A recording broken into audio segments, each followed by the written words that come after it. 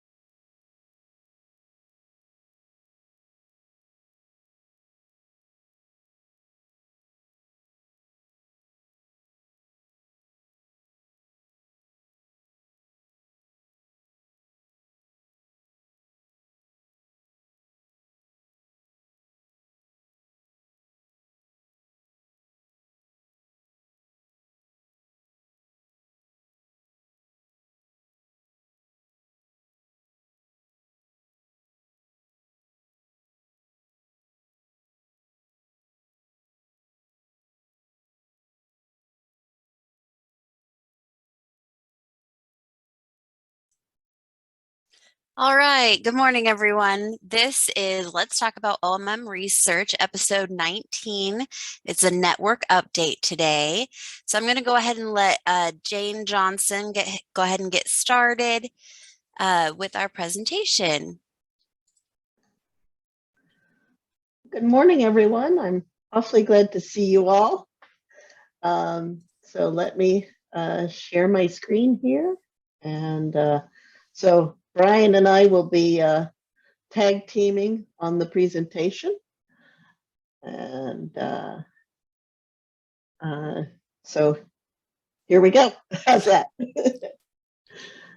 Okay, so we wanted to give you a bit of an update on our annual meeting and the our attendance at Convo and the success we had there. So our annual meeting was held as a hybrid meeting, and you can see on that we had people from both online and in person, and it was I think it was very successful. The keynote was presented by Dr. Christopher Standard, and he talked about how to use patient-reported outcomes in clinical practice, and he gave some very useful examples of how he actually uses what he learns from patient-reported outcomes, from what his patients tell him on standardized questionnaires, how he actually uses that to start conversations with his patients that help him provide better care for them. So we also talked about the technique of the month. If you will recall that project, that was phase one. And so the recording for all of these is available on the DO-Touch.NET website. You just have to log in and you can watch the recording. The final session was talking about a new upcoming research project from Brian Degenhardt and Yasir Raymond, and they are starting a research project on the effects of OMT for patients with post-COVID syndrome, and Brian will be talking more about that later in this session. So stand by. So just wanted to show you some of the interactions that we had, and we also had a really nice breakfast for those who were in person. I'm so sorry for the people who attended virtually that they didn't get to enjoy that, but it was a great time to be together and to join together to talk about OMM research. So, and then this was Sarah's first time at Convo, and she got an excellent introduction to manning our booth and meeting new people and introducing people to DO-Touch.NET. So far from Convo, we have 11 new student members and 13 new full clinician members, all of whom are practicing inside the United States. And then we had a bunch of people update their membership, and that was exciting. So Jeff and Sarah and I really enjoyed manning the booth and seeing all of you who were able to attend. Just a quick, Sarah, do you want to give a quick membership update? I will, but I think Dr. Degenhardt had a comment. Oh, well, okay. I was just going to say that our booth was by far the most popular. The swag that was given out by DO-Touch.NET was certainly unprecedented within the group, and it was just a very, very positive community time, which we all needed after a couple of years of being in isolation. So yes, it was wonderful. I think we took how many boxes? 12 boxes of swag or so, and came home with 0 boxes of swag. So that was really fun. We had lots of people. Yes. Okay, Jen, you want to switch the slide and I'll go over our membership? Okay, so our membership currently, we have 592 clinicians within the United States as active members. And then we have active member clinicians, 430 of them that are practicing outside the United States. We now have 113 students that are training to be practitioners in OMM. And then affiliate members, we have 23 of those now. And we did have one person join as an affiliate from Combo, which was really interesting too. I believe that person is an MD and was just interested in OMM. And then you'll see just a graph of where those memberships lie, and then just a global map of where our members are. And if you go to our website, we have this map there too, but we also have an interactive map. So if you want to find somebody in Georgia, you can see their practice there and get their practice information and refer a patient or whatever you want to do. It's all on our website.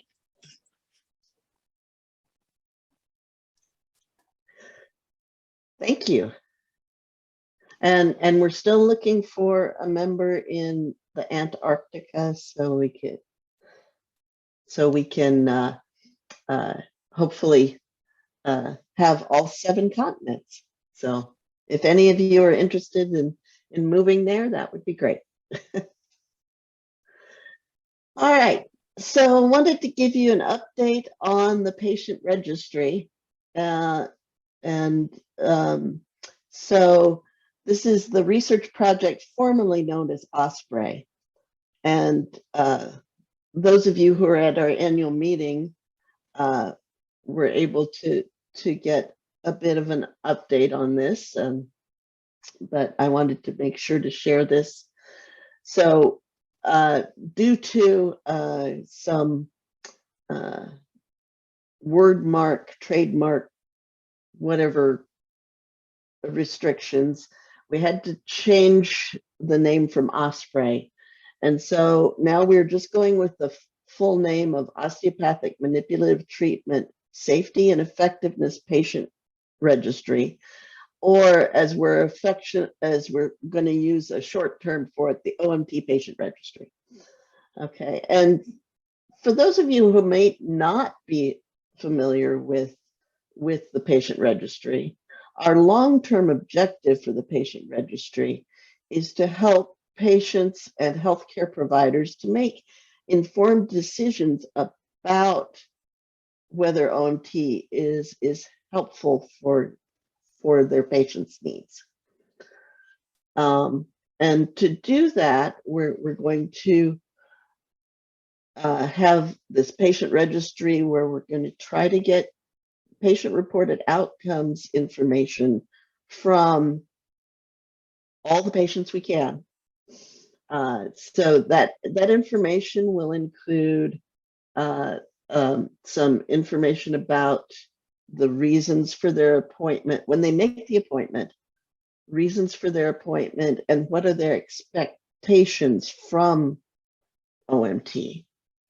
And then the day before OMT, they will fill out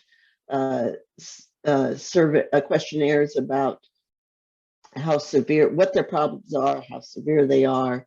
We'll get some background information on potential side effects, and then baseline pre-treatment quality of life. And then days 1, 3, and 7 after their treatment, we're updating the severity of their problems, the side effect symptoms, and then if they do seem to have a side effect or an adverse event, what do they believe caused the side effect or adverse event? So do they think it was medication, activity, illness, OMT, something else, or they don't know? And the reason we're giving them all those options is we don't want to consider that, we don't want them to be biased towards saying, yes, it's OMT, or no, it's not. If we only ask them, do you think it was related to OMT? So we're giving them these choices, and this will give us better information also to see, for example, they're feeling more sore because they've started doing more things because they feel better, things like that. Okay, and then also on post OMT day 7, so 1 week after their treatment, we're going to ask them to update their quality of life measures. So that's the basic outline, and we'll ask them every appointment they have for OMT to please go through this process again. Now, this is kind of a complex process, and so we need to do some validating and some pilot testing, and that's where we're starting now. So we're going to start with doing some validity focus groups. So we're recruiting 5 to 10 what we're calling clinician champions. Okay, so these are people who are willing to be early adopters for the patient registry. We ask each of the clinician champions to recruit 5 to 10 of their patients to participate in some focus groups. These focus groups will be designed to validate the informed consent information and the questionnaires to make sure that we have that we're asking things, we're providing information, we're asking things in a way that patients understand what we're asking, that the answers, the possible answers, make sense to them, things like that. And so, so we want to run through these focus groups with some actual patients and ask them to just review this information. The information that we are providing to the patients who are considering participating in the focus groups. First, we're providing them information about what they're being asked to do, you know, explaining what a focus group is, what they would expected, what they're being asked to do as far as preparation for a focus group, and what the focus group will actually involve.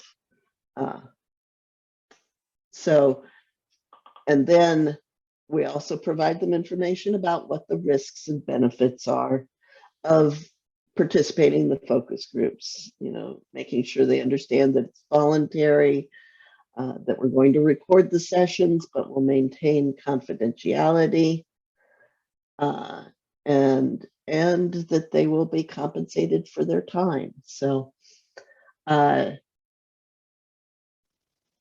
so part of what we need then is to have the clinician champions sign up, and we will be sending out invitations to people to become clinician champions within the next few weeks. And then we will provide you this information to provide to your patients, asking them to participate in some focus groups. And then when we complete the focus groups and make any changes that we find need to be done based on the feedback we get from the focus groups, we will then run the pilot test. And this is actually where we will have patients running through the real process of registering for the patient registry and completing the questionnaires as if we had started the patient registry.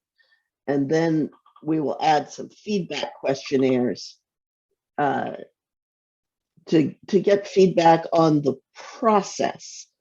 So the focus groups are about the content, and then the pilot test is about the process.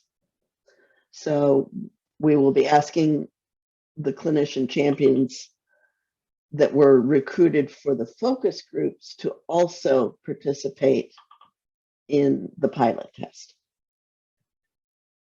So does anyone have any questions about that? Jane, I just wanted to mention, I don't know, maybe you did mention it and I just didn't hear it. Did you mention that it's within the United States currently? I did not. Thank you. Thank you for that reminder. So because we need to work out things with GDPR. Yes, I had to make sure I got those letters in the correct order. With data regulations in the European Union and other countries, we've chosen to just start the patient registry just in the United States. I think I see Bill has a question. Mm-hmm. So I made this comment in the chat. Just a couple of days ago, the American Academy, or I'm sorry, the Journal of the American Osteopathic Association has its, no, I guess it's the AAO, sends out the monthly summary of research that is somewhat in the ballpark of osteopathic manipulation. And I noticed that there was an article in a journal of, I think it was Manual Body Work or something. I forget what it is. I could look it up. But in any event, the abbreviation OMT has been co-opted by the physical therapy world to mean orthopedic manual therapy, and it's basically thrust and non-thrust manipulation. So before you go live, and I know this has been a pain in your you know what with losing the Osprey word mark, but you may want to rethink that again. I know there are issues in terms of what's language applicable to United States versus internationally. You know, we've had this distinction for political identity, economic reasons between therapy and treatment, between physical therapists and physicians. So I'm not suggesting this isn't a challenging circumstance, but and maybe we want the physical therapists to be involved. I don't know, but if we're really going to focus on the osteopathic community as opposed to the manual medicine community, there may need to be some further distinction made with the abbreviation OMT. That's a very interesting point, Bill. There are other things that are also abbreviated OMT. For instance, there's opioid something therapy. I can't remember what the M was for. So well, I'm not sure with any in the decades acronym that I've be able to, and I'm sure Dr. Devine is, I'm sorry. I'm not sure that we'll be able to find any acronym that is unique, that hasn't been used by somebody else. The OMT patient registry is more of an internal abbreviation. Okay. So well, sometimes just an X after the T might distinguish it, or I mean, medicine, osteopathic manipulative medicine is considered to be a broader concept than osteopathic manipulative treatment. But I don't know how that works with the non-physician osteopaths around the rest of the world. But in any event, it really caught my attention that it might be an issue in the decades and centuries ahead. Right. Yeah, well, thank you for bringing that to our attention, and we'll try to figure out. We'll keep going. How's that?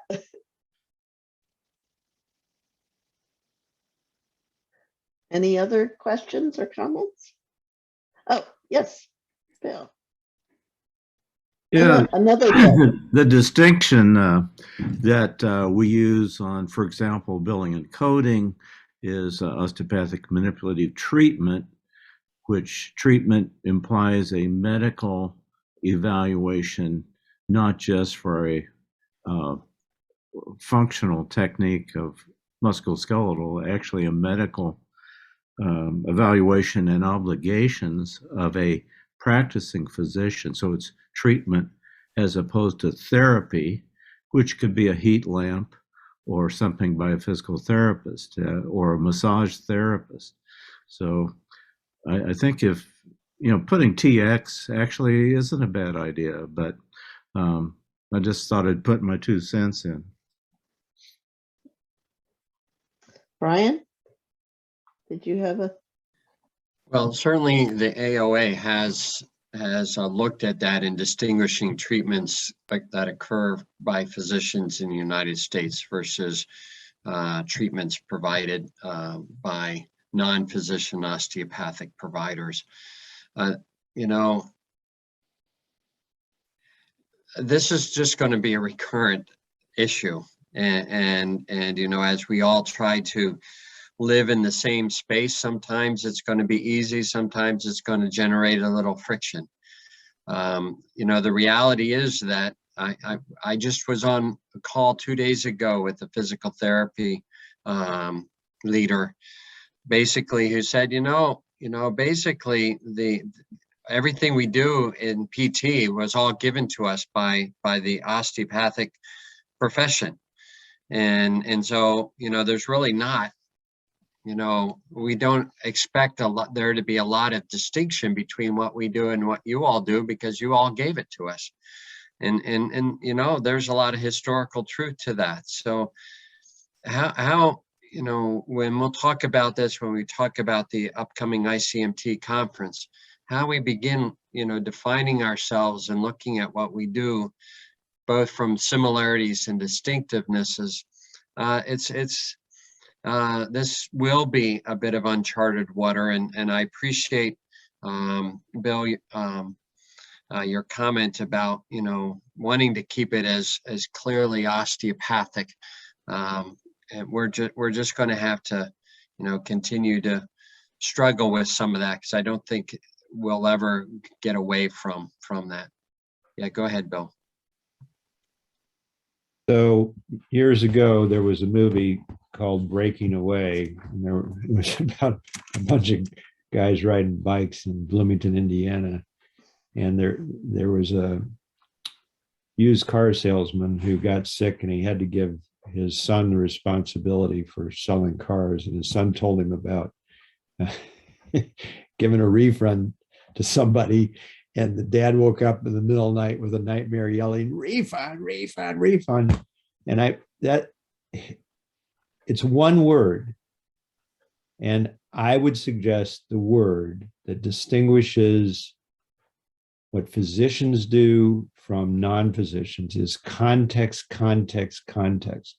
There is simply a broader and deeper context that physicians potentially bring to bear upon a patient because of our training and our experience that non-physicians cannot. There is a larger context that distinguishes us. And frankly, and I know there are Europeans on this, but it distinguishes American osteopaths from non-American osteopaths. And so I do think, while we welcome the non-physician practitioners of osteopathic manipulative medicine or treatment or therapy, there needs to remain some sort of distinction. Maybe 95% of the time, it doesn't matter. But that 5% of the time, it's a huge difference. And so I share the spirit of sharing this with the world and of getting it out to 9 billion people or whatever it's going to be by the time we die. But at the same time, we need to try to remember that with the difficult cases, with the ones that fall through the cracks, that's where physicians potentially have a set of knowledge and skills that's absolutely pivotal. So I know there's a tension between getting out there to the broadest audience and the broadest part of the population.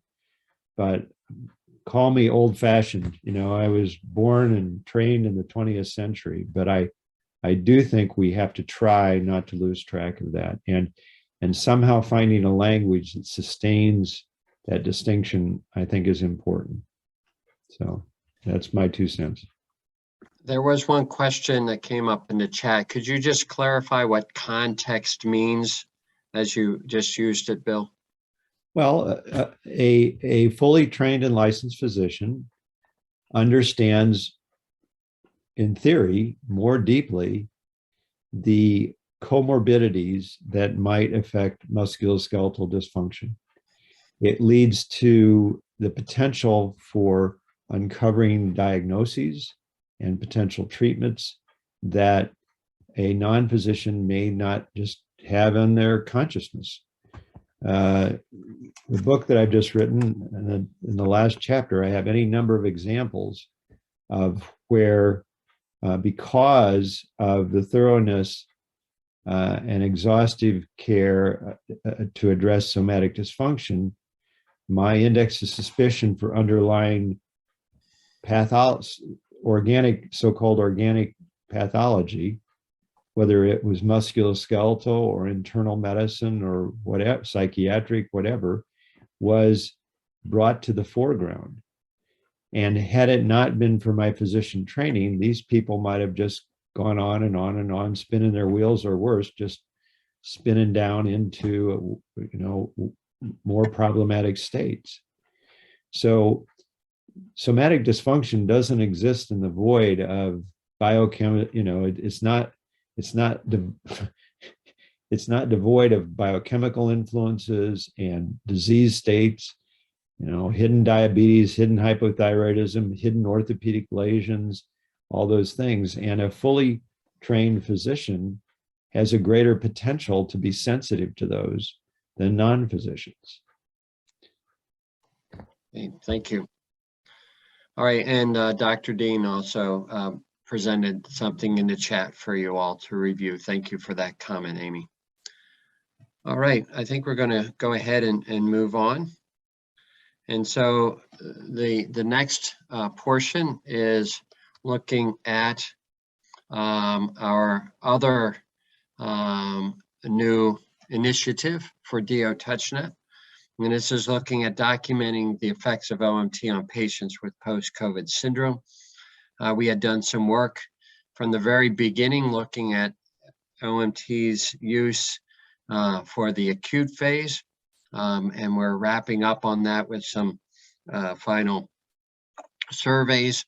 Now that as we're kind of still on the fence as to where we're at regarding the whole COVID pandemic, but certainly in the United States right now, we're feeling like we're getting onto the other side of things, and that we are now dealing with the long-term consequences of it. And we feel that options and care for this problem is limited, very limited, and that everybody's struggling to try to find ways to help these people improve. And so looking at OMT and its potential effect is very timely, very appropriate, and can't be done in any better format than in a practice-based research network. Am I able to? I think somebody's going to have to advance for me. Jane, that's you. Okay, thank you.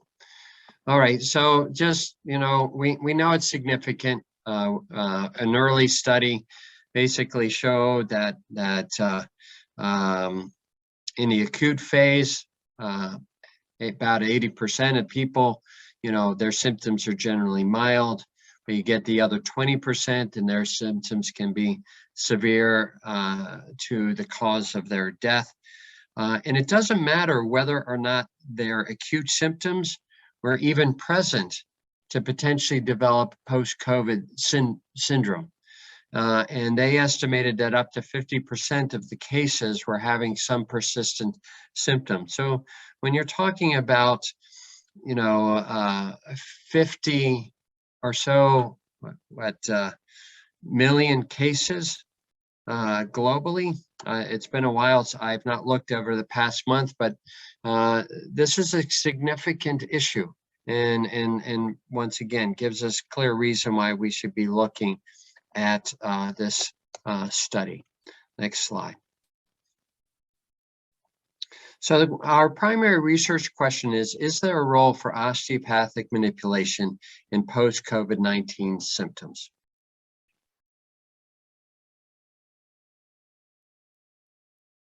Please advance. Yeah, if I pause, just feel free to. All right.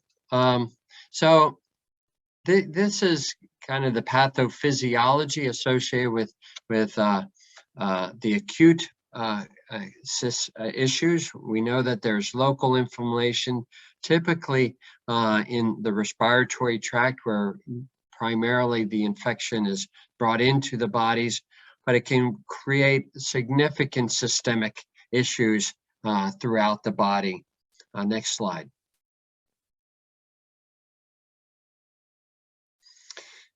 The definition for post-COVID syndrome is still not been well defined, but generally at this stage in the game, a lot of the research going on is anyone who has persistent symptoms over 4 weeks would fall into that category. Next slide.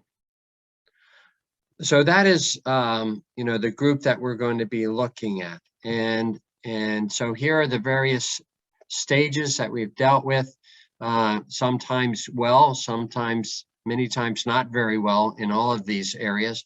But it's the persistent post-COVID-19 symptoms that we are wanting to focus on, looking at how OMT manages symptoms and how it might affect the function as well as their ability to return to work. That's what RTW stands for. Next slide. So when writing a research question, there's the PICO component that is a good practice for that. So our question is on the left, which we've already stated. The patient population we're looking at are for those that are adults 18 years or older that have at least one symptom that can be associated with post-COVID-19 that has lingered for more than a month. Our intervention is our osteopathic manipulative medicine approaches.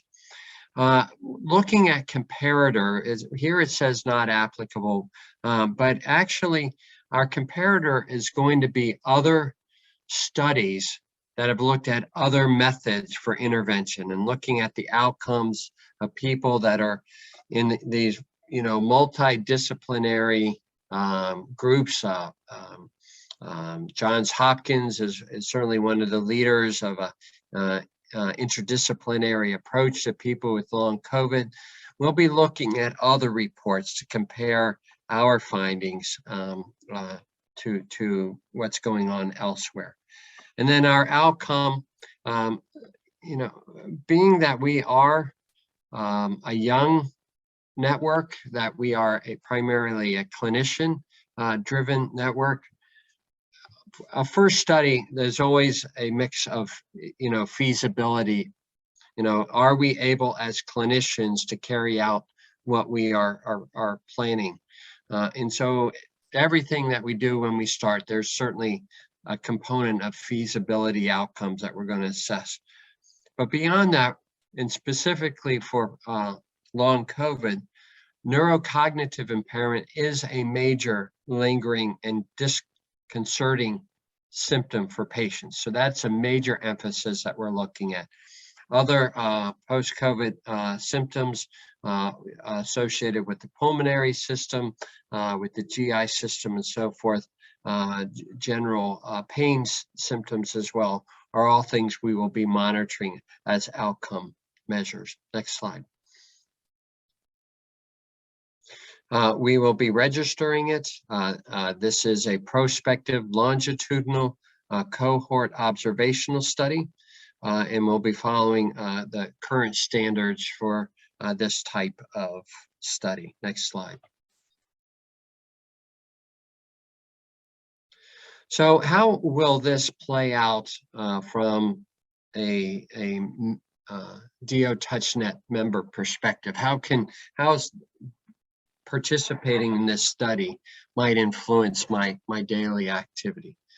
So first begins with patient recruitment. And so if a patient, identifies himself at the time of setting up an appointment, reports that they have symptoms associated with COVID, then they could potentially be recruited at that time, that we will have a website link that patients can go to learn more about it and about the study and to consent to participate in the study. Otherwise, when patients present to the office and the clinicians end up confirming long COVID, then they will be informed of, we will have cards that can be handed out to them to say, here's the website or that to go to get more information. You can then provide a consent online, and then that will link them directly into participation where various surveys will be taken. From the bottom line is from a patient's perspective, they're going to be filling out surveys to let us know, how they feel before and after treatments and how that affects their overall function and symptoms. From a clinician's perspective, we're basically wanting to track the physical exam findings and the types of treatments being given. Let's go to the next slide. So in the offices, this is what has become our previously used data collection tool for looking at the somatic dysfunction findings throughout the body, what characteristic of findings they are, what the type of treatments given to those areas, and an overall physician-based treatment response based off of the tissues and the characteristics that you assess the patient. Did it feel as if those findings were resolved, improved, unchanged, or made worse? Next slide, please. So looking just briefly at the various questionnaires that we're asking patients to do, at baseline, we are in need of assessing what their health status was before they got COVID, how severe COVID was when they had it, and then what have been their lingering symptoms.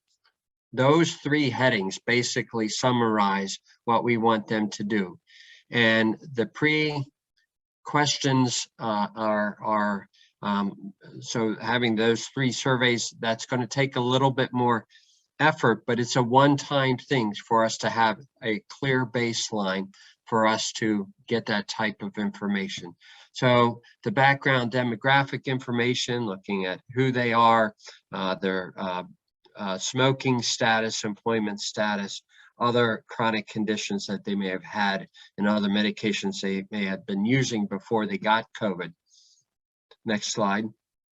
Then based off of their acute infection, to kind of get an assessment of how severe it was, how it was treated. Next slide. And then looking at the persistent symptoms after recovery from the acute infection. We have a 24-item survey. 14 of those items come from a validated survey for post-concussion syndrome. And the reason for that is, first of all, when we can use a validated form, we will. Secondly, the conditions associated, the symptoms associated with post-COVID directly match those with post-concussion syndrome. And so we incorporated that tool within this survey, and then we added an additional 10 questions to try to further capture lingering pulmonary, GI, and musculoskeletal symptoms. Next slide.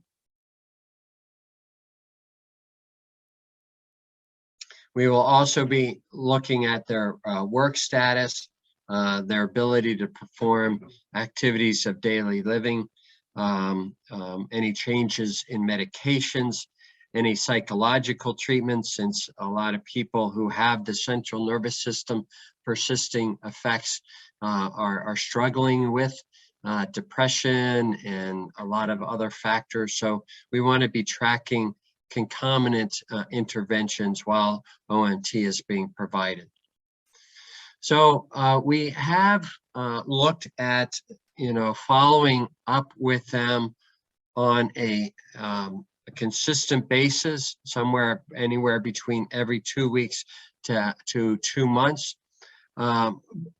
In the end, what we're doing is we're going to basically, every time they come back for treatment, we're going to have them complete a treatment questionnaire so we can assess what their current symptoms are at that moment. And then we will have post-treatment questionnaires that will look at their symptoms so we can evaluate change. Next slide. Okay, I hope I got all this information right. I bet I didn't, but Sarah, if you can just double check on that, because I did not have enough time to check on it and clarify that with the rest of the group. No, yeah. So if you are interested in participating, you can contact Sarah to let her know. She will let me know.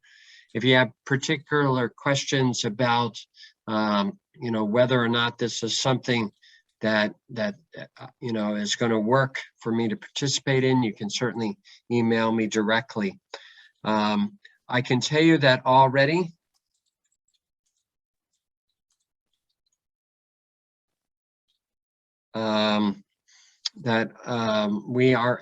patients are being identified, and so we are meeting this weekend to try to get the final pieces ready to get patients recruited. We have patients here in Kirksville, there are patients in Arizona and other locations as well. So so that is our status. That's where we want to go. We hope that this will be an area of interest for many of you within the network. We'll be recruiting sites as quickly as possible. So in the end, so first of all, before summarizing, let me see if there are any questions that anybody has about the post-COVID OMT study. And I've put my email and the DO-Touch.NET email in the chat if you would like those contact informations.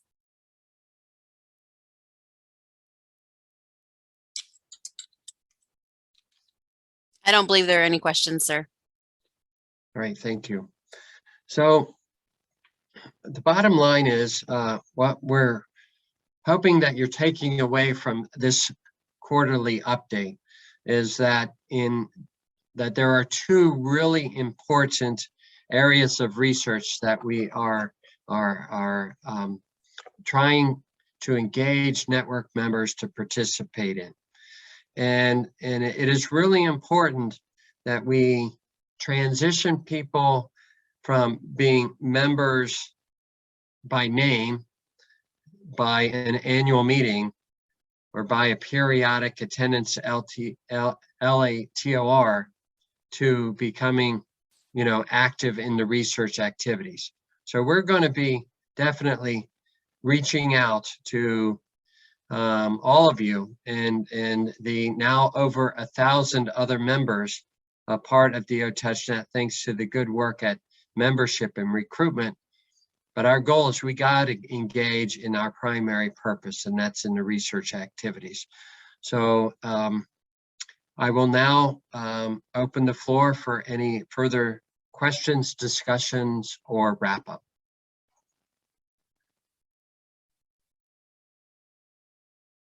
Yeah, Bill Devine.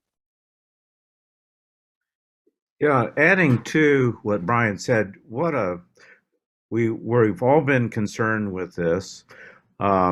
Something else as to getting our N numbers up for this project is something with the ACGME requirements for research on residents, osteopathic and MD residents in the United States.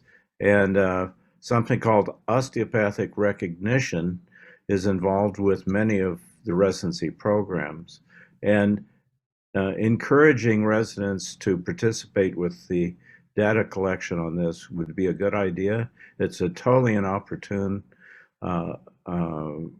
move for all the program directors who want osteopathic recognition attached to their residency programs.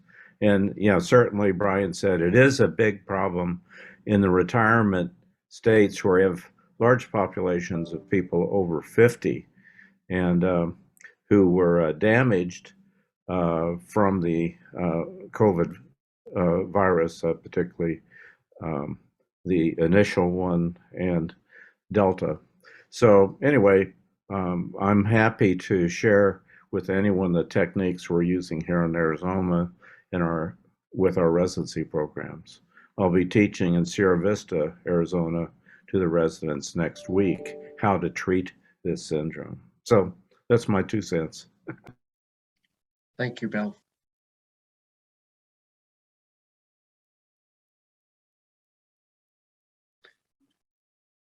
All right, next slide, please.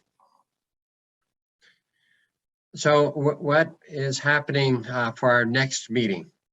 And we're very excited about this opportunity.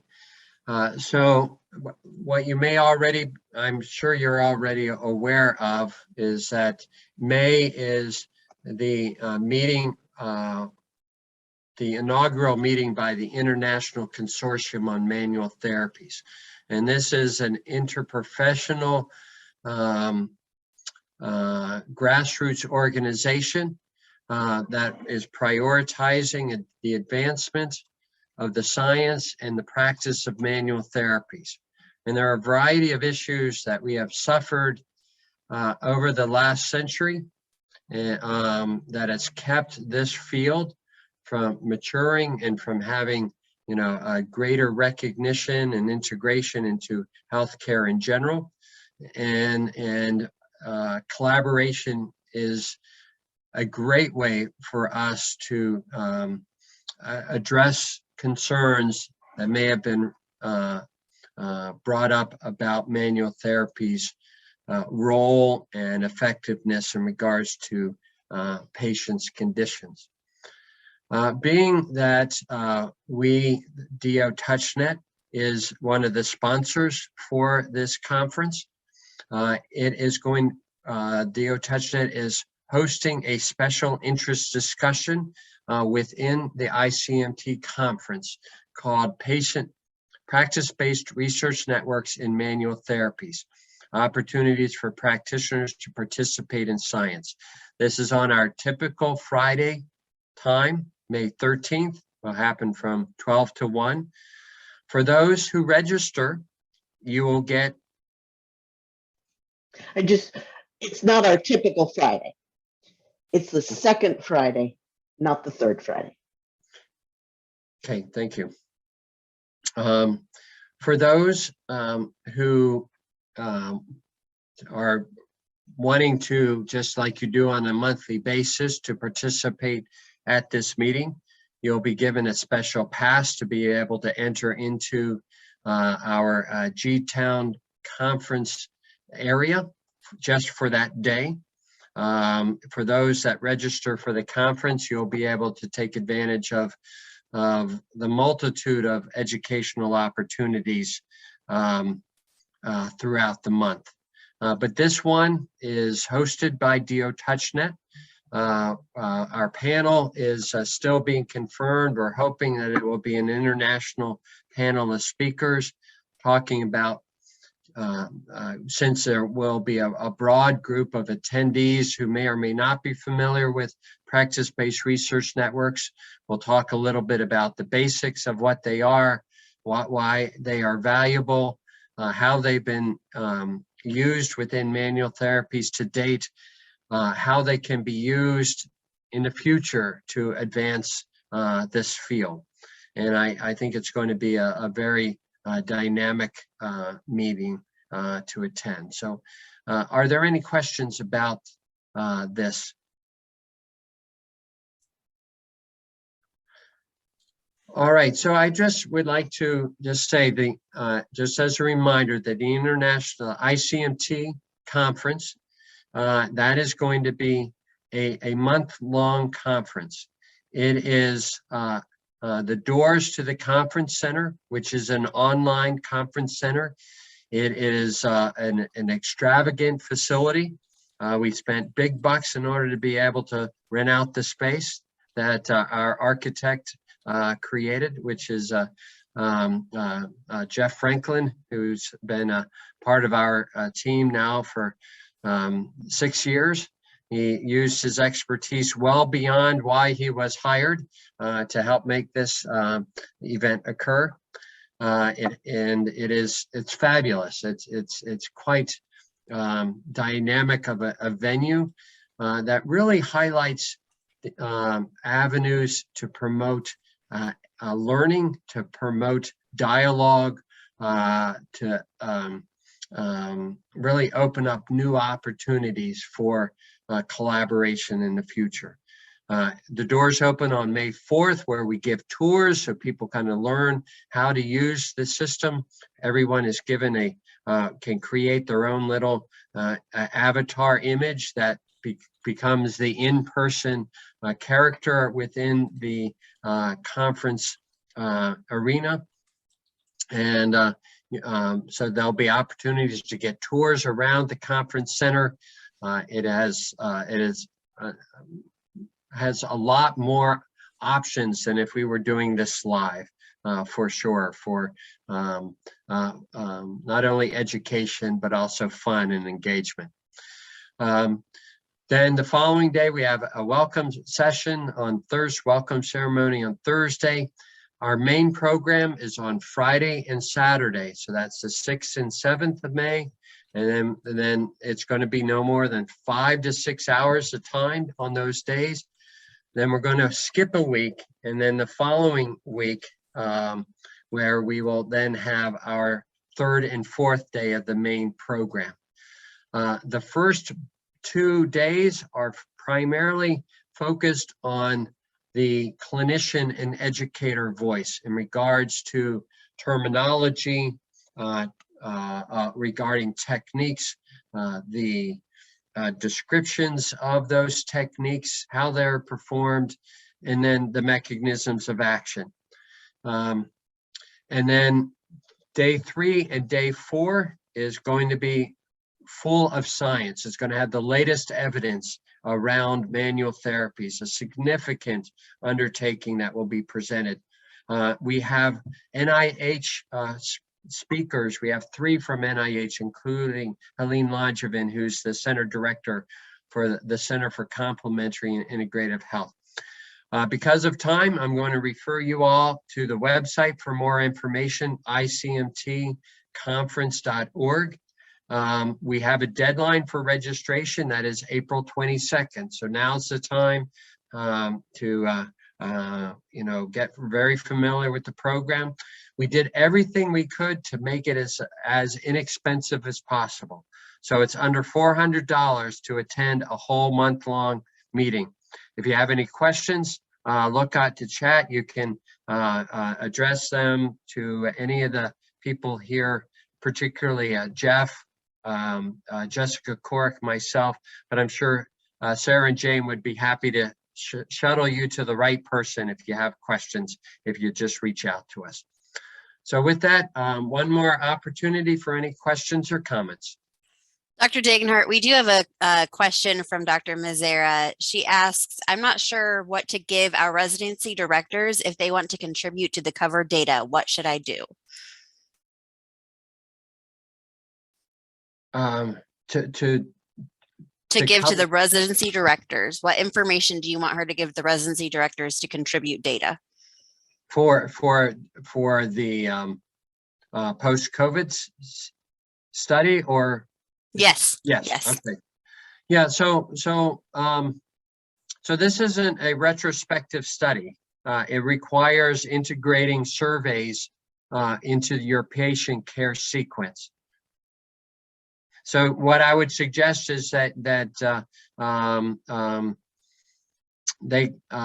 am happy to discuss with them the specific details of it. We will hope to have a special part of the DO-Touch.NET website where people can go to and link in regarding the long COVID study.